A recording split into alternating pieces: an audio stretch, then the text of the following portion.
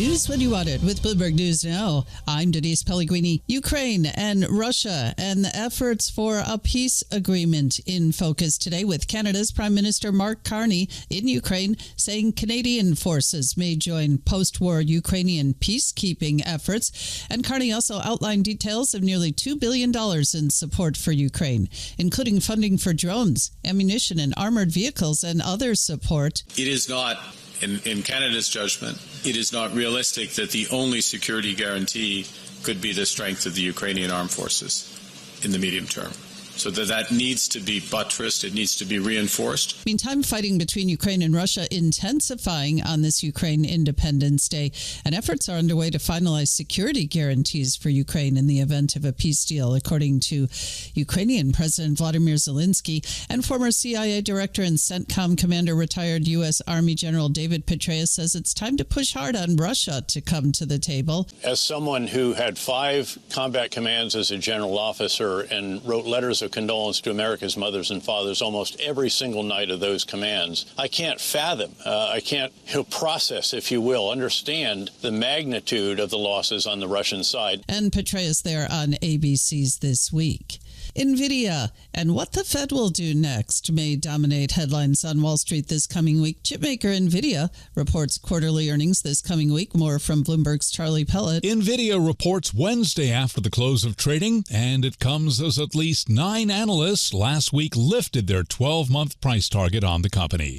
Ali McCartney is Managing Director for Wealth Management at UBS Financial Services. Nvidia being the largest contributor from a market cap and from an earnings perspective to the S&P 500, and that being the conversation that is being discussed now about, has AI pulled back, which has been driving the market. According to data compiled by Bloomberg, nearly 90% of analysts covering Nvidia give its shares a buy equivalent rating in New York. Charlie Pellet, Bloomberg Radio.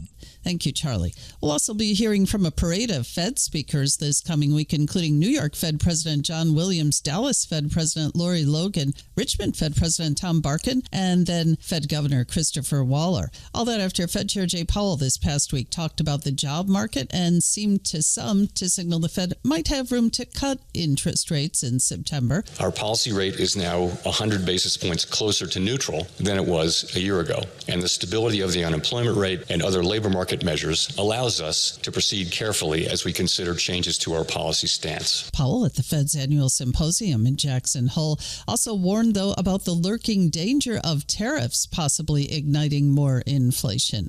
We'll be getting a report on the Fed's preferred inflation gauge, the core PCE deflator, on Friday. Bloomberg Economics expects some of the hottest inflation numbers since February.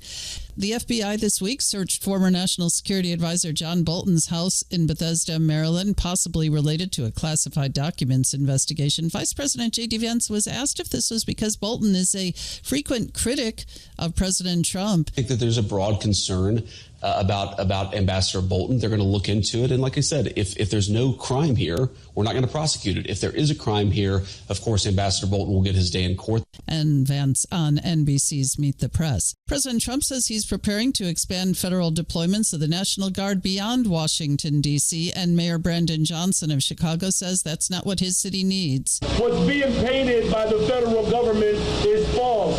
We love one another. We support one another. We put our arms around one another. We invest in one another because we know that we are our best keepers of one another. And the Washington Post says military officials could deploy a few thousand National Guard members, and also using active duty forces is also a possibility. And a rare win for Netflix at the box office. The streaming giant's K-pop Demon Hunters, an animated musical, topping the U.S. and Canadian box office during a 2-day theatrical debut. The Sony Pictures animation film estimated to gross $18 to $20 million over the weekend, according to Variety. And that's news when you want it with Bloomberg News Now. I'm Denise Pellegrini. This is Bloomberg.